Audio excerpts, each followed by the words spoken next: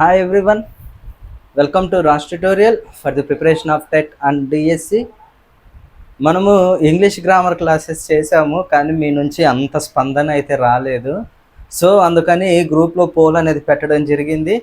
మరి కోర్స్ కావాలా క్లాసెస్ కావాలా అని, కానీ ఎక్కువ శాతం మంది కోర్స్ కావాలి అనే దానికి పోలింగ్లో ఓట్ వేయడం జరిగింది. అందుకని ఈ రోజు నుంచి ఎగ్జామ్ అయ్యే వరకు కూడా మనము సైకాలజీకి సంబంధించిన కోర్సు, అదేవిధంగా మెథడ్స్కి సంబంధించిన కోర్సు గురించి మనము ఒక్కో క్లాస్లో మనం డిస్కస్ చేద్దాము. వీలైనన్ని కోడ్స్, మరి ఎక్కువ ఉండే కోడ్ కాకుండా సులభంగా గుర్తుంచుకునే విధంగా సింపుల్గా కోడ్ను తయారు చేసుకొని మనం వాటి మీద నాలెడ్జ్ అనేది గెయిన్ చేసుకొని ఎగ్జామ్ పాయింట్ ఆఫ్ వ్యూలో బిట్టు పోగొట్టుకునే అవకాశం లేకుండా మన ప్రిపరేషన్ని సాగిద్దాము. ఇప్పుడు మీరు గమనించినట్లయితే మీరు చూస్తున్న ఈ కోడ్ పీడిఎఫ్ని, అదేవిధంగా మన వాట్సాప్ టెలిగ్రామ్ గ్రూప్స్ లింక్స్ని, ప్రీవియస్ సైకాలజీ క్లాసెస్ని నేను మీకు డిస్క్రిప్షన్లో ప్రొవైడ్ చేస్తాను. మీరు అక్కడికి వెళ్ళి డౌన్లోడ్ చేసుకోవచ్చు. అన్నింటికన్నా ముఖ్యమైన అంశం ఏంటంటే, మీరు పీడిఎఫ్ డౌన్లోడ్ చేసుకొని వెళ్ళిపోతే గిన మీకేం ఉపయోగం ఉండదు. ఎందుకంటే కోడ్ అనేది రాసినప్పుడు ఎందుకు అలాంటి కోడ్ రాయబడింది అనేది నేను మీకు క్లాస్లో చెప్పడం జరుగుతుంది. అది మీరు క్లాస్ ఎండ్ వరకు చూసినప్పుడే మీకు ఆ కోడ్ అనేది ఎక్కువ శాతము మీ యొక్క బ్రెయిన్లో మర్చిపోకుండా స్టోర్ అయ్యే అవకాశం ఎక్కువ ఉంటుంది. కాబట్టి క్లాస్ని స్కిప్ చేయకండి, అదేవిధంగా కోర్సుని డౌన్లోడ్ చేసి వెళ్ళిపోకండి. ఎండింగ్ వరకు చూసి ఆ తర్వాత కోర్సుని డౌన్లోడ్ చేసుకొని మీరు ముందుకెళ్ళండి. ఈరోజు టాపిక్ వచ్చేసి శైశవ దశ అమ్మ. సైకాలజీలో దశల గురించి మీకు తెలుసు. శైశవ దశ, పూర్వ బాల్య దశ, ఉత్తర బాల్య దశ, పూర్వ కౌమార దశ, ఉత్తర కౌమార దశ, కౌమార దశ, ఇలాంటివన్నీ ఉంటాయి. మరి ఒక్కో దశలో ఒక్కో రకమైన వికాసం జరుగుతుంది. మానసిక వికాసం, సాంఘిక వికాసం, ఉద్వేగ వికాసం, ఇలాంటివన్నీ శారీరక వికాసం. మరి ఎగ్జామ్లో ఎలా అడుగుతారంటే ఈ యొక్క వికాసాలు ఇచ్చి ఏ దశకు చెందింది అని అడుగుతారమ్మా. మరి అన్ని దశలలో అన్ని అంశాలను గుర్తుంచుకోవాలంటే వీలయ్యే పనేనా?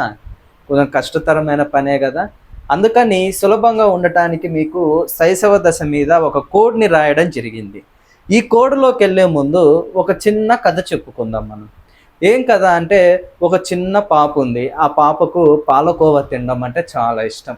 అందుకని ఏం జరిగిందంటే, ఒకరోజు పాలకోవా కొనుక్కోవడానికి ఆ భవ్య అనే పాప షాప్ దగ్గరికి వెళ్ళి కోవా కొనుక్కొని తింటుందంట. తింటున్నప్పుడు ఏం జరిగిందంటే, షాప్ అతను ఒక పాముని పెంచుకుంటున్నాడమ్మా. అయితే ఈ భవ్య ఏం చేసిందంటే, కోవ తింటున్నప్పుడు అతని పామును చూడటం జరిగింది. చూసి, అన్నా ఏంటన్నా మీరు పామును పెంచుకుంటున్నారా అని అడిగితే, అవునమ్మా ఆ పాము పేరు ప్రప్రా అని తెలపటం జరిగిందమ్మా. ఏదో ఒకసారి కథ మళ్ళీ ఒకసారి చెప్తాను వినండి, ఎందుకంటే ఈ కథలోనే మీకు కోడ్ ఉంది. ఏముంది అంటే, భవ్య అనే ఒక చిన్న పాపకు పాలకోవ తినడం అంటే చాలా ఇష్టం. అందుకని పాలకోవ కొనుక్కోవడానికి ఒక షాప్ దగ్గరికి వెళ్ళినప్పుడు ఆ షాప్లో ఒక పాముని చూసింది. ఆ పాముని ఆ షాప్ అతను పెంచుకుంటున్నాడు అనమాట. అన్న మీరు షాపులో పాముని పెంచుకుంటున్నారా అని ఆ పాప అడిగితే, అంకుల్ మీరు పాముని పెంచుకుంటున్నారా అంకుల్ అని అడిగితే, అవునమ్మా ఈ పాము పేరు ప్రప్రా అని ఆ షాప్ అంకులు పాపకు తెలపడం జరిగింది. ఆ పాప పేరు ఏం పేరు అని చెప్పుకున్నాము? భవ్య అని చెప్పుకున్నాం. మనము శైశవ దశలో కోడ్ మనం చూసినట్లయితే చూడండమ్మా, భవ్య కోవా అంటే రైమింగ్ లాగా పెట్టాను. భవ్య కోవా, భవ్య కోవా. లేకపోతే భవ్య కోవా తినడానికి షాప్కి వెళ్ళింది. అక్కడ అతని పామును చూసింది. అతని పాము పేరు ఏం పేరు? ప్రప్రా. భవ్య కోవా తినడానికి షాప్కి వెళ్ళింది. అక్కడ యజమాని షాప్ అంకుల్ యొక్క పామును చూసింది. అతని పామును చూడటం జరిగింది. అతను ఏం చెప్పాడు? ఆ పాము పేరు ప్రప్రా అని తెలపటం జరిగిందమ్మా. మరి చూడండి, ఇది కోడ్. భవ్య కోవా, భవ్య కోవా. అతని పాము పేరు ప్రప్రా, అతని పాము ప్రప్రా. ఇప్పుడు చూడండి, శైశవ దశలో ఉన్న ముఖ్య అంశాలు మొత్తం ఒక 15 అంశాలు ఉన్నాయమ్మా. అందుకే చూడండి 1 2 3 4 5, ఇక్కడ 2 అని రాశాను. అంటే తాకు సంబంధించి 2 అంశాలు ఉన్నట్టు. 6 7 8, పాలో 2 రాశాను. అంటే ఏంటి? 2 అంశాలు ఉన్నట్టు. 8 1 2 10, 11 12, లాస్ట్ ఒక 3 అమ్మ 15. మొత్తం ఈ 15 పాయింట్స్ అనేవి మనం తెలుసుకుందాం. ఏం చెప్పాను? భవ్య కోవ, అతని పాము ప్రప్ర. భవ్య కోవ తినడానికి షాప్కి వెళ్ళింది, అక్కడ పామును చూసింది, షాప్ యజమాని ఆ పామును పెంచుకుంటున్నాడు, అతని పేరు ప్రప్రా. ఇప్పుడు చూడండి అమ్మ, బా భవ్య కోవ అని మీకు రాయటం జరిగింది. అతని పాము ఒక భాగంగా రాశాను, ప్రప్ర ఇంకొక భాగంగా మీకు ఇవ్వటం జరిగిందమ్మా. ఇప్పుడు ఇక్కడ చూడండి, భవ్య కోవకు సంబంధించి బా అంటే బరువు, పొడవు. అంటే ఈ దశలో మనము బరువు సంబంధించిన అంశాలు, పొడవుకు సంబంధించిన అంశాలను మనం గమనించవచ్చు శారీరక వికాసంలో భాగంగా. మరి మీకు ఏ నెలలో ఎన్ని అంగుళాల పొడవు, ఎన్ని సంవత్సరాలకి ఎన్ని అంగుళాల బరువు, ఎంత కేజీల బరువు పెరుగుతాడు శిశువు అనేది మ్యాటర్ ఎక్కువ ఉంది, అందుకని మీకు ఇక్కడ రాయలేదు. సగటు బరువు వచ్చేసి 3 కేజీలు. ఓకేనా? అంటే బరువు పొడవును మనము ఏ దశలో గమనించగలం? శిశువు యొక్క బరువు 1.5 కేజీలు, సగటు బరువు 3 కేజీలు, శిశువు పుట్టినప్పుడు ఉన్న అంగుళాల పొడవు ఎంత, ఇలాంటివన్నీ అడుగుతారు. అవన్నీ మీరు జనరల్గా టెక్స్ట్ బుక్లో రీడ్ చేయండి సింపుల్గా.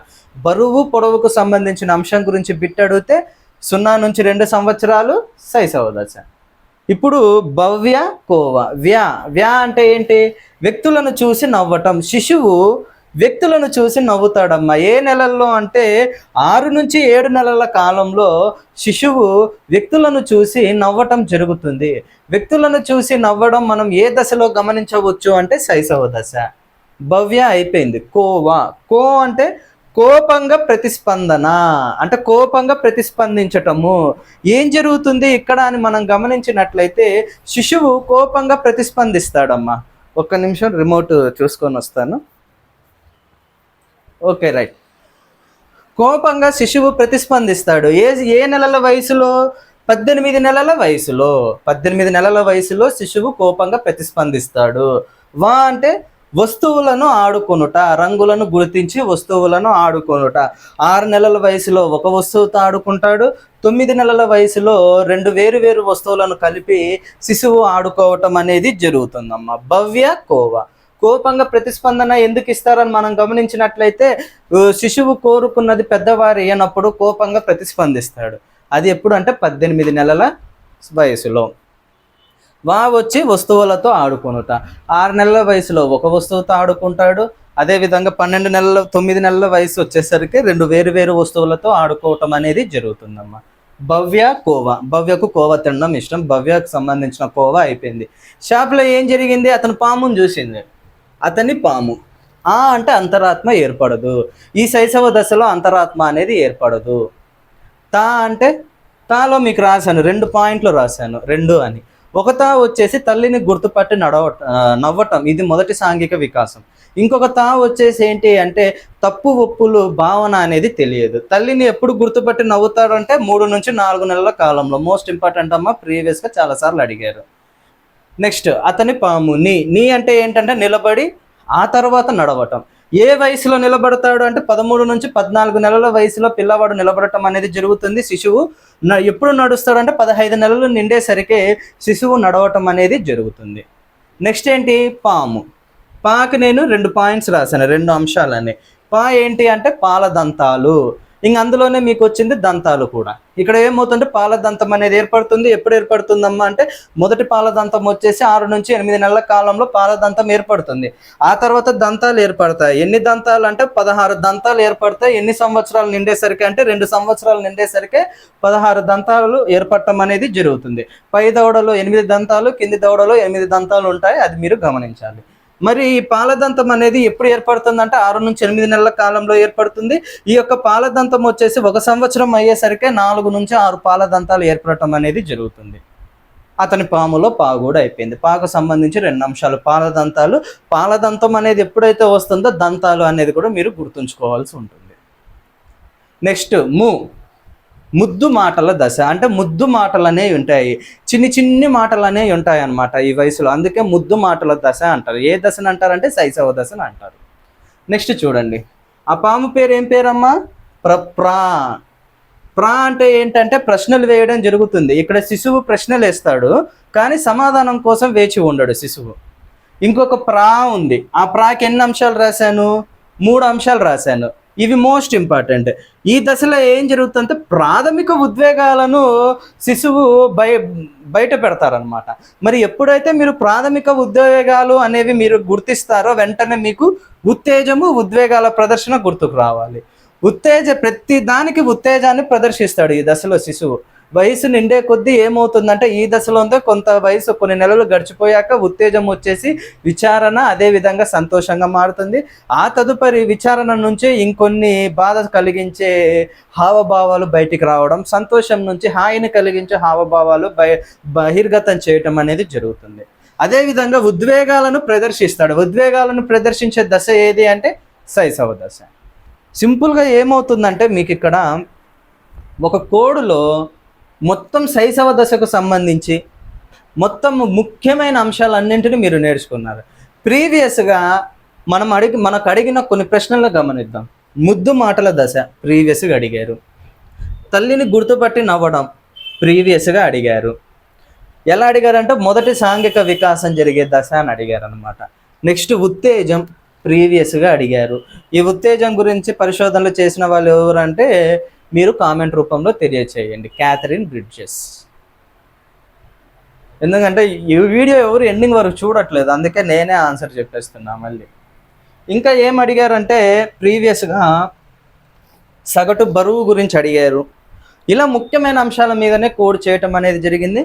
మళ్ళీ ఒకసారి రిపీట్ చేసుకోండి. శైశవ దశకు సంబంధించి కోడ్ ఏంటి అని మనం గమనించినట్లయితే భవ్య కోవ తినడానికి షాప్కి వెళ్ళింది.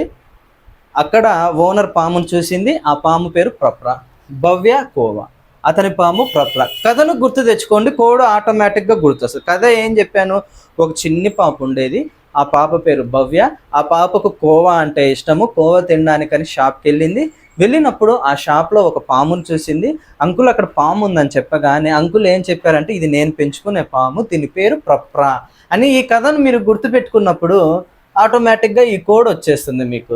భవ్య కోవ, భవ్య కోవ, అతని పాము ప్రప్ర. ఆ పాము పేరేం పేరు ప్రప్ర. ఇలా మనము మిగతా క్లాసెస్కి సంబంధించిన కోర్సును కూడా తయారు చేసుకునే దానికి సిద్ధపడదాము. మీరు ప్రతి వీడియోను లైక్ చేసి షేర్ చేయండి. మీరు సపోర్ట్ చేసినప్పుడే ఏమవుతుందంటే యూట్యూబ్ అనేది రికమెండ్ చేయడం జరుగుతుంది. ఇప్పుడు చూడండి, ఇంగ్లీష్ గ్రామర్ క్లాసెస్ చేశాను, మీ నుంచి ఎలాంటి సపోర్ట్ అనేది నాకు అందలేదు. ఎందుకంటే నేను వ్యూస్ అనేది చెక్ చేసినప్పుడు మరీ దారుణంగా 20 వ్యూస్ 100 వ్యూస్ అలా ఉండటం జరిగింది. అంటే మీకు ఉపయోగపడని కంటెంట్ చేస్తే ఏం ఉపయోగం ఉండదు కదా. మరి మీకు ఉపయోగపడే కంటెంట్ చేసినప్పుడు మీరు మీ వంతు సహాయంగా లైక్ అండ్ షేర్ అనేది చేయాలి. ఇప్పుడు మీకు ఈ కోడ్ అనేది ఉపయోగపడిందా? ఉపయోగపడితే లైక్ అండ్ షేర్ చేయండి. ఇంగ్లీష్ గ్రామర్ క్లాస్ మీకు ఉపయోగపడలేదు కాబట్టి మీరు చూడలేదు, న్యాయమే అదే. కాబట్టి ఏంటంటే ఇప్పుడు మీకు ఉపయోగపడింది అనుకోండి, లైక్ అండ్ షేర్ చేయండి. ఇది ఈరోజు క్లాస్ అమ్మ. ఈ వీడియోని లైక్ అండ్ షేర్ చేయండి. I'm signing out. Bye bye.